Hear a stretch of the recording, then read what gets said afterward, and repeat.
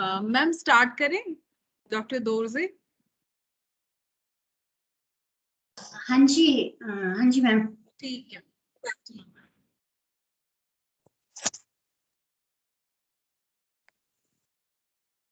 शुरू करूँ मैं?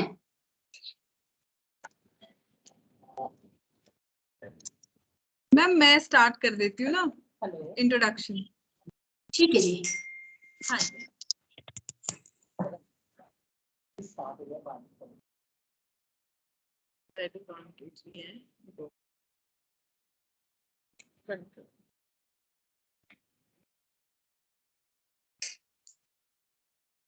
Good afternoon, all of you. I, Dr. Deepika Minhas, lecturer in Ayurveda Samhita and Siddhant Department, working at Srimati Urmila Devi Ayurvedic College, welcomes you all. Thank you so much for joining us today. It's pleasure to start this webinar series, part 3 of 42 days Ayush Vibodhini. I heartily welcome our Honorable Chairman, Engineer Amarjeet Singh Walia ji, our Principal, Dr. Meenakshi Nath ma'am, and Vice Principal, Dr. Mridu Sharma ma'am, and our keynote speaker for today, Dr. Doze. Today, we all have gathered here for the starting of part 3 of Ayush Vibodhini, which have been a unique journey for all of us. We are at the junction where a chapter closes and a new one begins, with each day having its own triumphs, struggles, and yet unique in many ways. So, I request our principal, Dr. Meenakshi Nath ma'am, to share pearls of wisdom with us. Over to you, ma'am.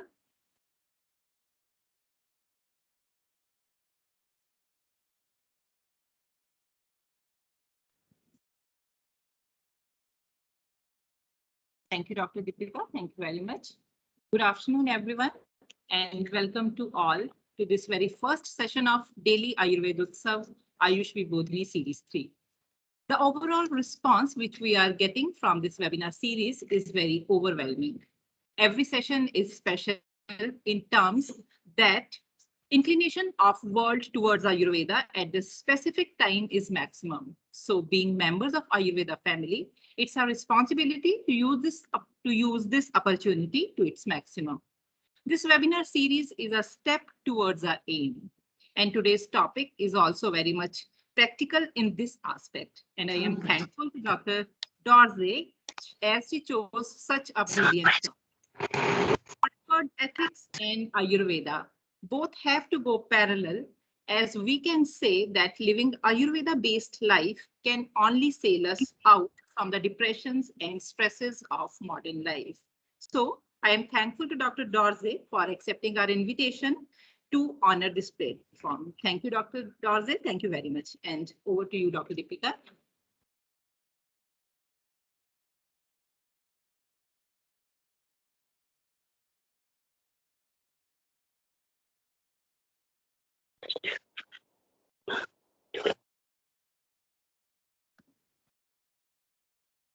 I'm good.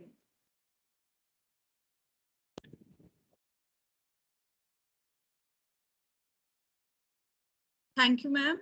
Thank you for words of encouragement and sagacity. Now we heartily welcome today's eminent speaker of Samhita and Siddhant Department, Dr. Dorze Jensen, ma'am. Dr. Dorze has completed her BMS in Feb 2005 from Rajiv Gandhi Government PG College, Paprola. Ma'am has worked as a lecturer at Vocational Training Center for Ayurvedic Pharmacist at Visa Institute, Shimla, from March 2005. After that, in December 2005, Dr. Jensen joined as a RMO at Sri Harihar Hospital, Mandi. In January 2006 to July 2006, Dr. Jensen worked as house physician in Department of Kaya Chikitsa at Rajiv Gandhi Government PG College, Paprola. Ma'am has completed her PG in Ayurveda Samhita and Siddhant from the same institution. She also has served in Mai Bhago College, Muktsar, Punjab in the year 2009 to 2010 as a lecturer in Samhita and Siddhant department. After that, in 2010, ma'am has joined as AMO in HP government, She has also deputed for teaching UG and PG classes at Rajiv Gandhi Government PG College, Paprola, in the Department of Basic Principles. Ma'am is presently serving as AMO in GAHC, Sakodi, Solan, HP. We are honored to have you here, ma'am. Please enlighten us with your words. Over to you, ma'am. Thank you, Dr. Deepika. Good afternoon, respected Chairman, Engineer Amarjit Singh Walia, Principal Dr. Meenakshi Nath, Vice Principal Dr. Mridu Sharma, all the teachers, organizers of Ayush Vibodhini, and students of Srimati Urmila Devi Ayurvedic College of Medical Sciences and Hospital, Hoshiarpur. First of all, I would like to thank Chairman, Principal and Vice Principal for giving me opportunity to share my views with you all, and also the organizers for organizing Ayush Vibodhini webinar. My topic is विकृत जीवन शैली जन्य व्याधियों की रोकथाम में आयुर्वेद का योगदान।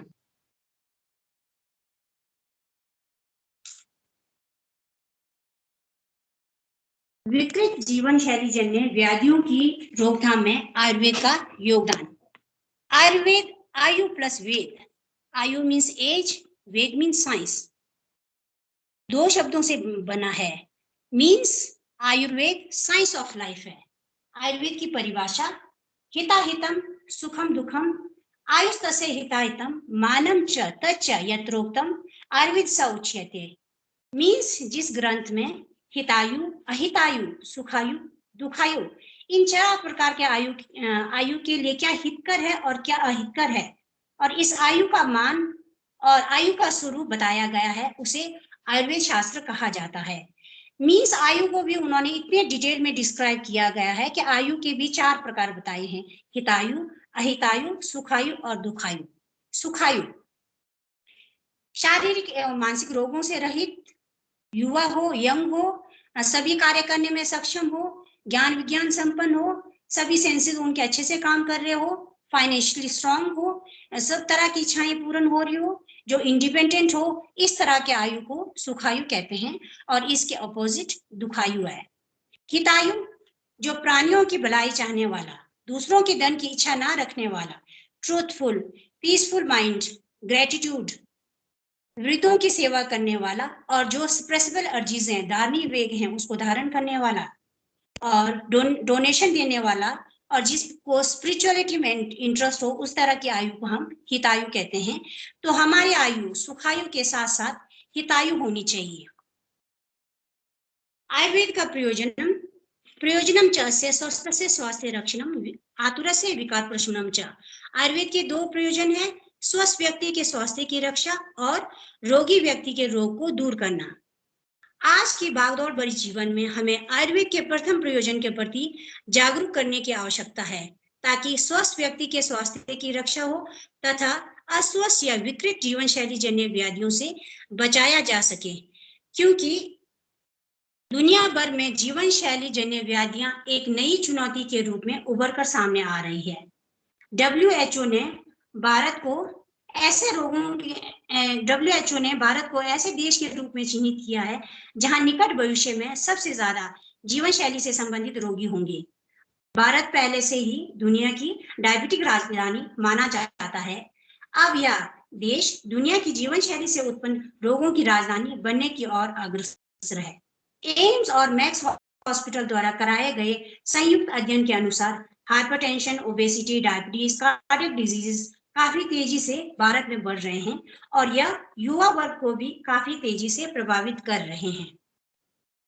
जीवन शैली, लाइफस्टाइल, हमारे जीने का तरीका जो हम अपनाते हैं उसे हम जीवन शैली कहते हैं। जैसे हम कैसे काम करते हैं, क्या और कब खाते हैं, कैसे और कब सोते हैं, शारीरिक क्रियाएं कितनी करते हैं, धूम्रपान एवं मद्यपान का सेवन आदि, ये सभी हमारी जीवन शैली के अंतर्गत आता है।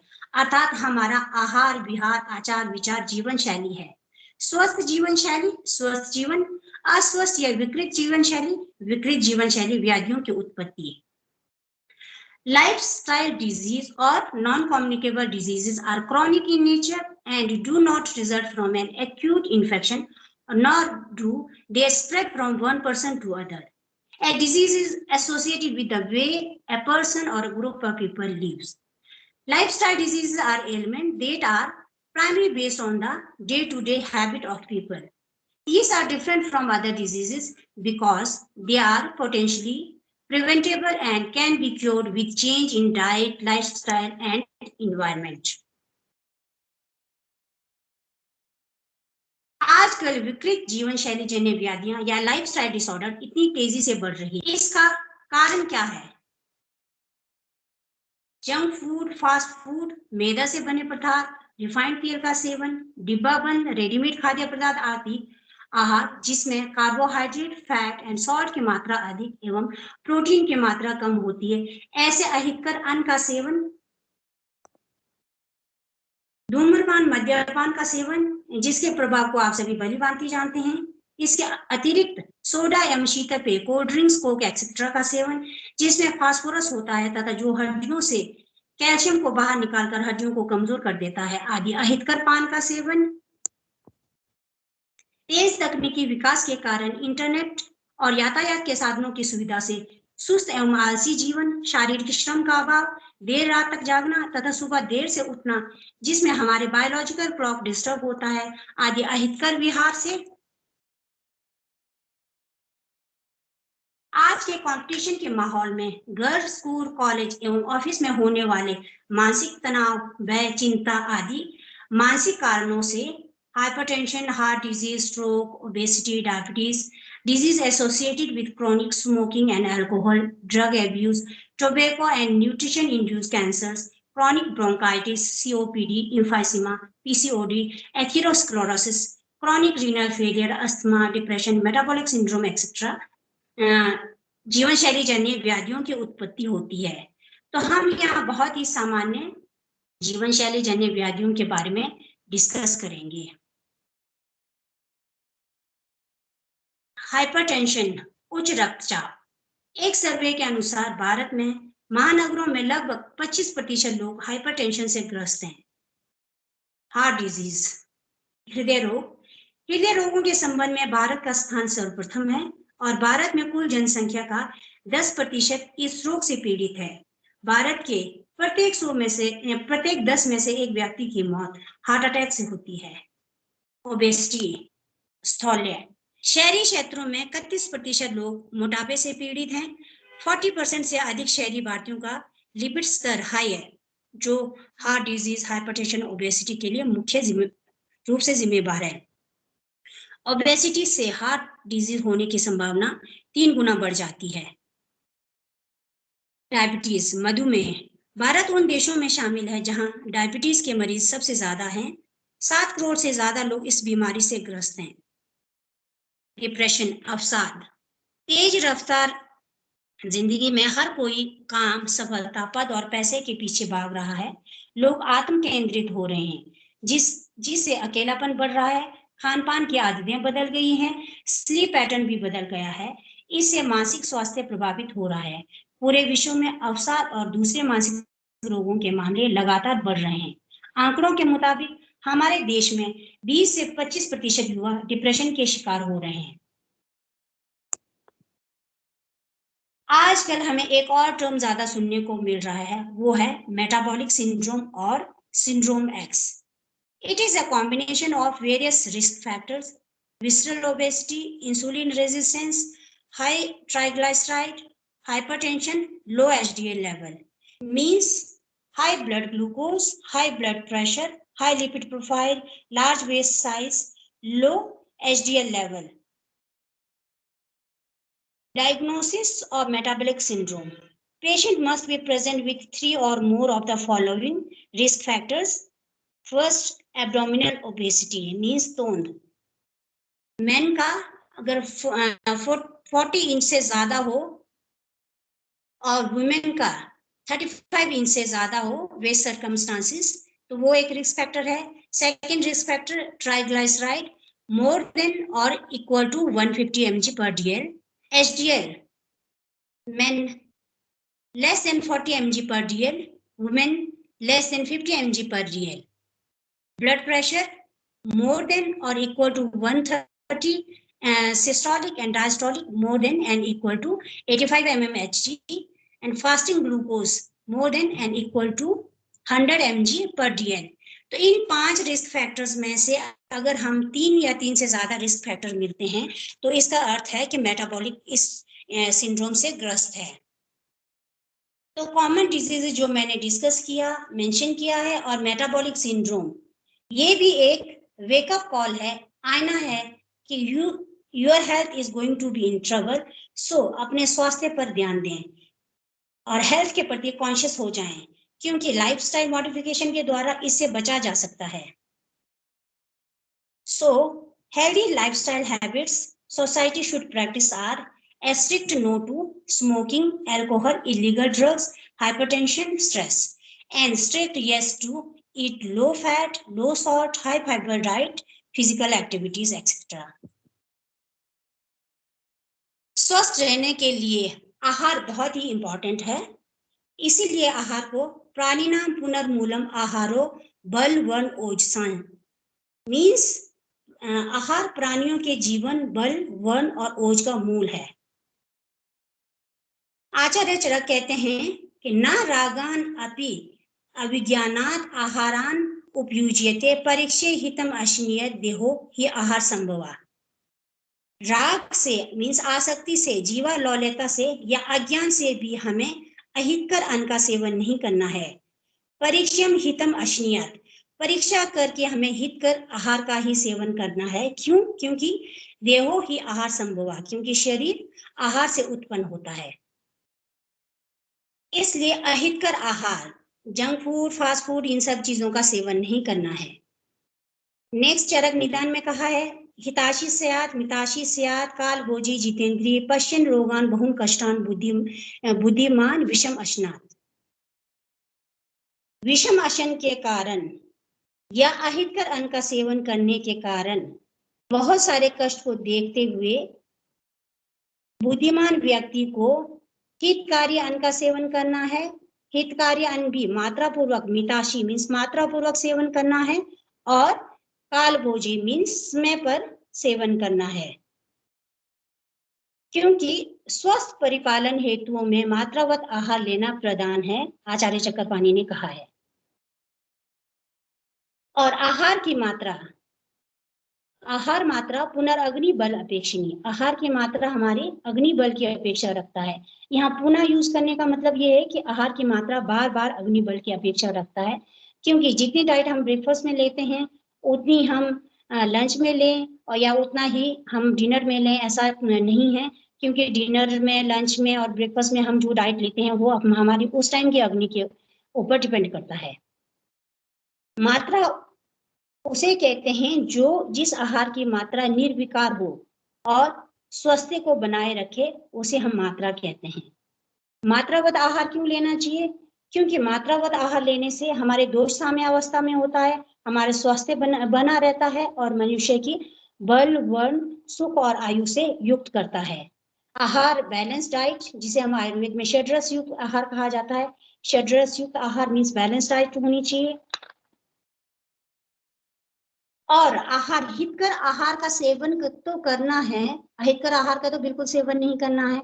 हितकर आहार का सेवन करना है, पर सेवन करने के लिए भी एक रूल बताया गया है, आहार विधि विधान का वर्णन किया गया है चरक विमान में। Means method of taking meals उष्णम स्निग्धम मात्रावत जीर्णे वीर्य अविरुद्धम इष्ट देशे इष्ट सब उपकरणे न अति द्रुतम न अति विलंबितम अजल्पन आहासन तन्मना भुंजित आत्मानम अभिसमीक्ष्य सम्यक। मीन्स आहार को उष्ण ग्रहण करना चाहिए। क्यों? क्योंकि उससे टेस्ट का पता चलता है, जठर अग्नि प्रदीप्त होती है और इजीली डाइजेस्ट होता है, वात का अनुलोमन होता है और कफ का शोषण होता है। और आहार स्निग्ध होना चाहिए, क्योंकि स्निग्ध होने से आहार के उष्ण वाले गुण तो सभी मिलते ही हैं। इसके अलावा शरीर का अपचय होता है, इंद्रियां दृढ़ होती हैं, सेंस ऑर्गन स्ट्रांग होते हैं, कंप्लेक्शन हमारे इंप्रूव होता है, स्ट्रेंथ बढ़ती है। मात्रावत आहार का सेवन करना चाहिए, क्योंकि मात्रावत आहार का सेवन करेंगे तो अल्प मात्रा के कारण होने वाली व्याधियां या अति मात्रा के कारण होने वाली व्याधियों से हम बचते हैं और त्रिदोष साम्य अवस्था में रहता है और हमारा हेल्थ मेंटेन रहता है, लॉन्गेविटी आयु बढ़ती है। जीर्णे मीन्स जो पूर्व में हमने आहार का सेवन किया है उसके जीर्ण होने के बाद, उसके पचने के बाद ही दोबारा आहार का सेवन करना चाहिए, क्योंकि अगर पूर्व का आहार जीर्ण नहीं हुआ है, डाइजेस्ट नहीं हुआ, तो इंडाइजेशन से रिलेटेड प्रॉब्लम्स उत्पन्न होंगी। वीर्य अविरुद्धम, अगर जब हम डाइट लेते हैं तो डाइट का वीर्य विरुद्ध नहीं होना चाहिए, वीर्य अविरुद्ध डाइट का एक साथ सेवन करना चाहिए। इससे वीर्य विरुद्ध जन्य व्याधियों की उत्पत्ति नहीं होगी। इसके अलावा इष्ट देशे इष्ट सब उपने मीन्स अपने मन को अनुकूल देश में और मनो अनुकूल चीजों के जो सामग्रियां हैं उसके साथ युक्त होकर आहार करना चाहिए, क्योंकि उसे मानसिक विकार उत्पन्न नहीं होता है। न अति द्रुतम मीन्स बहुत अधिक शीघ्रता से भी भोजन का सेवन नहीं करना चाहिए। एक तो इससे चोकिंग की प्रॉब्लम हो सकती है, दूसरा सेटिस्फेक्शन का पता नहीं चलता है और आप बहुत ज्यादा मतलब डाइट अधिक मात्रा में भी ले सकते हैं और डाइजेशन में भी प्रॉब्लम हो सकती है। ना अति विलंबितम, बहुत धीरे धीरे भी भोजन का सेवन नहीं करना चाहिए, क्योंकि इससे भी सेटिस्फेक्शन तृप्ति का नहीं पता चलता है। या आहार आप अधिक मात्रा में भी ले सकते हो या अल्प मात्रा में भी ले सकते हो और आहार ठंडा भी हो जाता है, जिससे आहार का डाइजेशन प्रॉपर नहीं होता है। अजल्पन अहसन, बात करते हुए और हंसते हुए भी आहार का सेवन नहीं करना चाहिए। इसमें उसी तरह की प्रॉब्लम्स आती हैं जो ना अति द्रुतम और ना अति विलंबितम में बताया गया है। इसके साथ साथ बहुत इंपॉर्टेंट चीज है तन मना बुंजी मीन्स आहार को ध्यान देते हुए हमें आहार का सेवन करना चाहिए। मोबाइल देखते हुए, गैजेट्स को देखते हुए, लैपटॉप को देखते हुए, हमारे आहार का टीवी देखते हुए आहार का सेवन नहीं करना चाहिए, क्योंकि उससे आहार उस तरह से इजीली आहार में अगर ध्यान दोगे तो आहार का डाइजेशन प्रॉपर होगा और आहार के गुण हमारे शरीर में न्यूट्रिशन प्रॉपर मिल पाएगा। नेक्स्ट एक और इम्पोर्टेंट बात है आत्मानम अभिसमीक्षेस मीन्स अपने आप को भली भांति समझ के, मीन्स खुद के बॉडी कॉन्स्टिट्यूशन को, प्रकृति को समझ के उसके हिसाब से हितकर आहार का सेवन करना है। इसके साथ साथ अष्टविध आहार विशेष आयतन का वर्णन किया गया है। इन 8 फैक्टर्स का भी ध्यान रखना है। प्रकृति, करण, संयोग, राशि, देश, काल, उपयोग, संस्था, उपयोगतम। प्रकृति मीन्स स्वभाव, नेचुरल क्वालिटीज, आहार के क्या गुण हैं, गुरु है, लघु है, रूक्ष, स्निग्ध है इत्यादि, प्रकृति का ध्यान रखते हुए। इसके साथ साथ करण मीन्स प्रिपरेशन, आहार को हमने किस तरह से प्रिपेयर किया है, उसमें कुछ गुणों में परिवर्तन आया है, गुण बढ़े हैं। करण मीन्स गुण अंतर्दान, जिससे क्वालिटी चेंज होती है, क्वालिटी इंप्रूव होती है, तो उस चीज का हम प्रिपरेशन का भी ध्यान रखना है।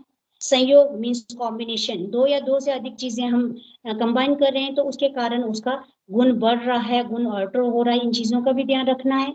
नेक्स्ट है राशि मीन्स क्वांटिटी, मात्रा के बारे में हमने पहले भी डिस्कस किया था। इसके अलावा यहाँ पे मात्रा से सर्वग्रह और परिग्रह 2 तरह की मात्रा बताई गई है।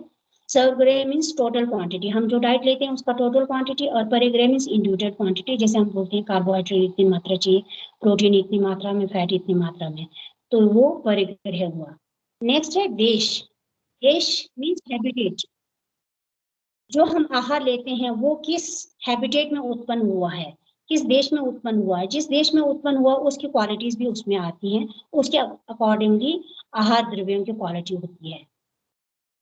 नेक्स्ट काल मीन्स टाइमली आहार का सेवन करना चाहिए। हमारा एक बायोलॉजिकल क्लॉक सेट होता है, अगर हम टाइमली आहार का सेवन करते हैं और हम अगर टाइमली आहार का सेवन नहीं करते हैं तो हमारा बायोलॉजिकल क्लॉक डिस्टर्ब हो जाता है, जिसके कारण इंडाइजेशन से रिलेटेड प्रॉब्लम्स आती हैं।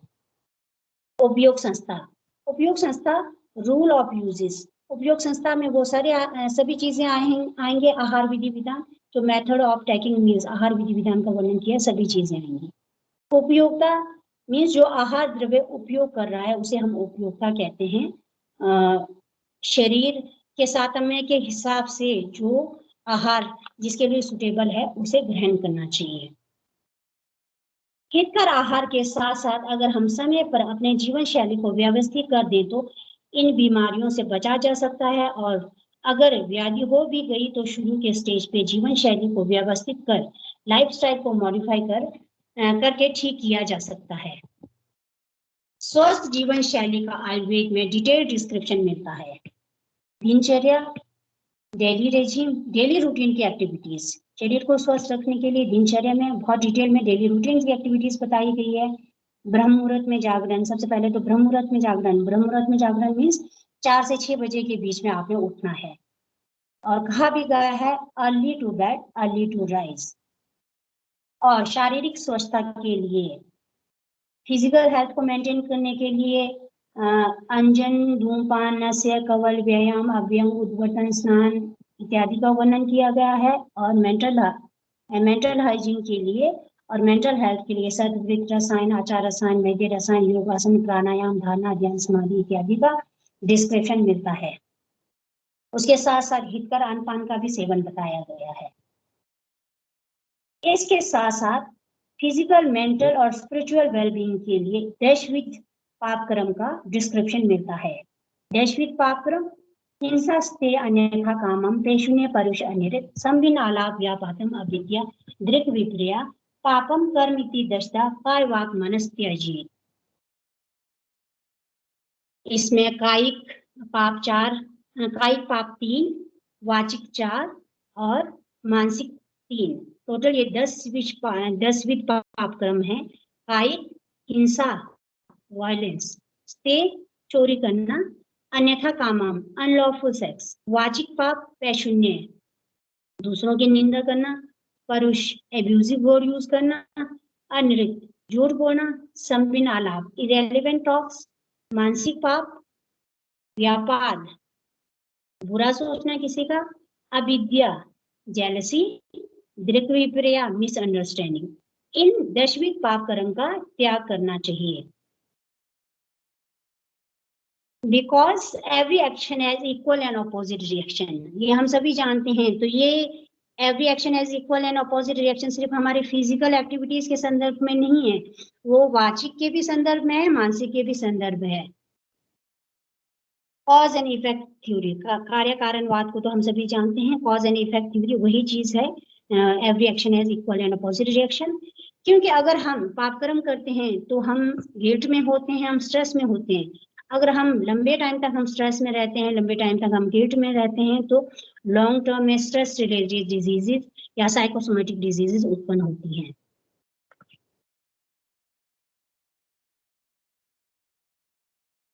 रात्रिचर्या, रात्रिचर्या में हल्का एवं हितकारी भोजन सेवन करने के लिए कहा गया है।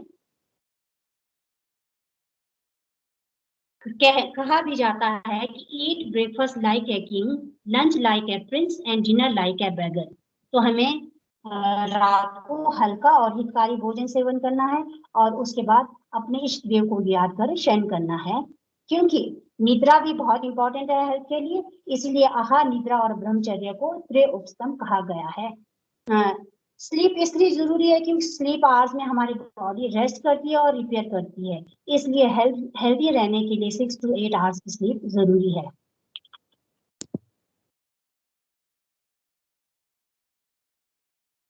ऋतुचर्या, डेली रूटीन की एक्टिविटी के साथ साथ सीजनल वेरिएशन से होने वाले रोगों से बचने के लिए सीजन से रिलेटेड आहार विहार की गाइडलाइन, दिशा निर्देश ऋतुचर्या में मिलता है।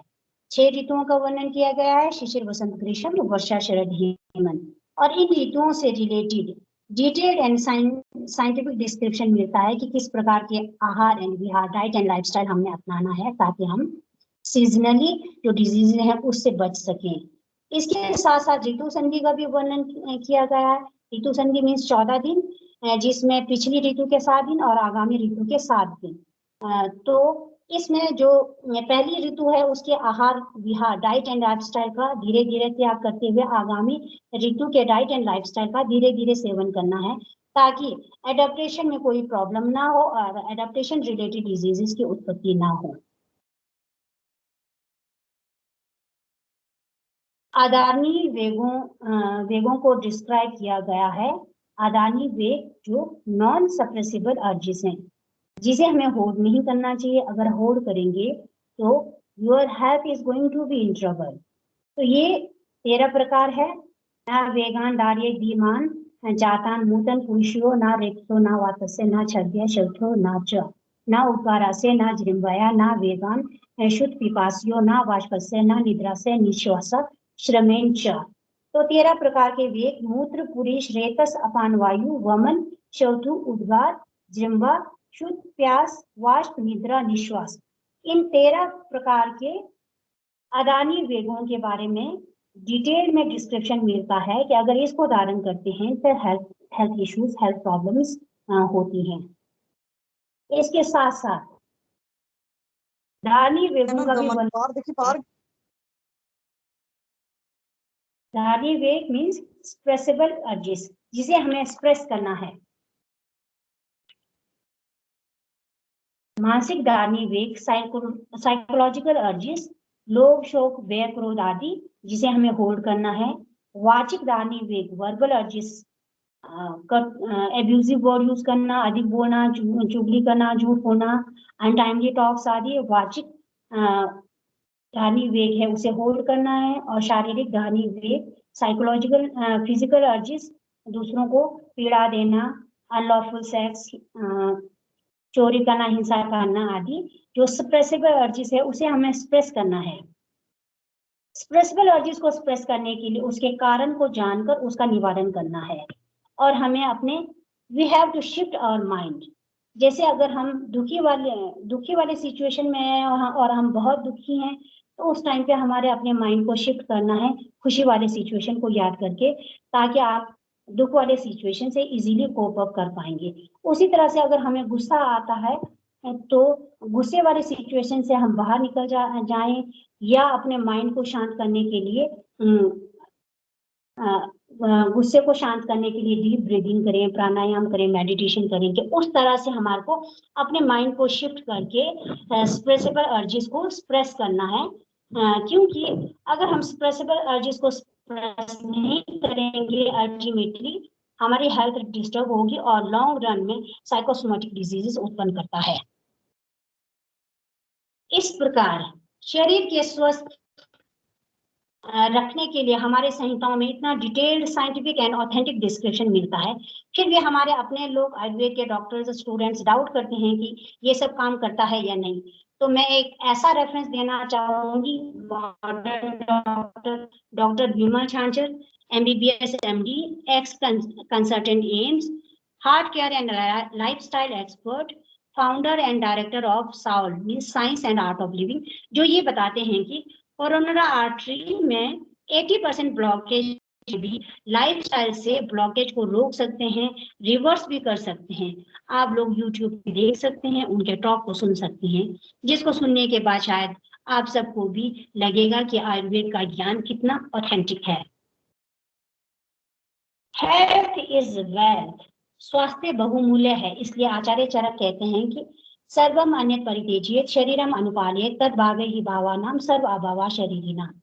अन्य सभी कार्यों को छोड़कर सर्वप्रथम हमारे अपने शरीर का ध्यान रखना चाहिए, क्योंकि शरीर है तो सब कुछ है और शरीर का अभाव हो जाने पर सभी वस्तुओं का अभाव हो जाता है। और दूसरा रेफरेंस मिलता है, नगरी नगरस्य रथस्य रथी यथा स्वशरीरस्य मेधावी त्रिदेशो हितो भवेत्। जिस प्रकार राजा अपने नगर की और रथी अपने रथ की रक्षा करता है, उसी प्रकार मेधावी पुरुष को अपने शरीर की रक्षा करना चाहिए। बिकॉज शरीर है तो सब कुछ है और शरीर नहीं तो कुछ भी नहीं। इसलिए अपने आप को हेल्दी रखिए, junk food, fast food, cold drink etcetera से दूर रहिए, healthy fresh and balance diet लीजिए, फ्रेश फ्रूट्स वेजिटेबल्स सैलेड को अपने डाइट में शामिल करिए, और अपने लिए आधा 1 घंटा निकालें और योगा, मेडिटेशन, एक्सरसाइज जो आपको अच्छा लगता है वो करें।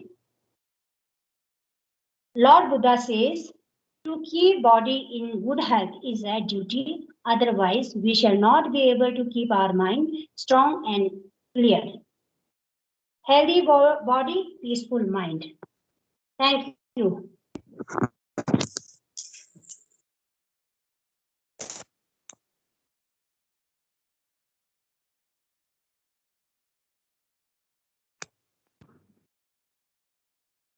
Thank you, ma'am, for your time and dedication for this webinar. Thanks a lot, ma'am. Any questions? Any queries?